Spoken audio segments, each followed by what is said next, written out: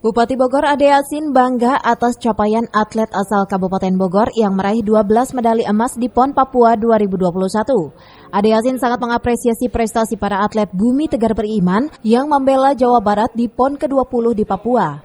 Selama ini orang nomor 1 di Kabupaten Bogor terus memantau kiprah para atletnya yang masuk ke dalam gerbong Jawa Barat. Ia juga menulis tagline Kabupaten Bogor Perkasa, Torang Bisa pada perhelatan olahraga bergengsi setanah air itu.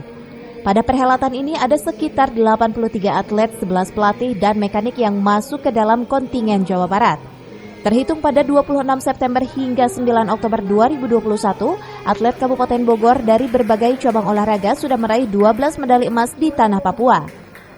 Salam olahraga. Saya Ade Yasin Bupati Bogor mengucapkan selamat dan memberikan apresiasi kepada kawan-kawan atlet Kabupaten Bogor yang berjuang keras dan menyumbangkan medali buat kontingen Jawa Barat di PON 20 Papua.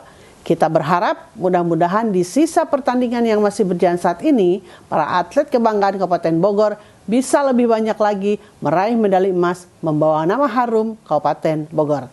Namun ingat, tetap menjaga protokol kesehatan. Kabupaten Bogor Perkasa, pertahankan kasta juara. Dari Kabupaten Bogor, Cevi Suryadi melaporkan.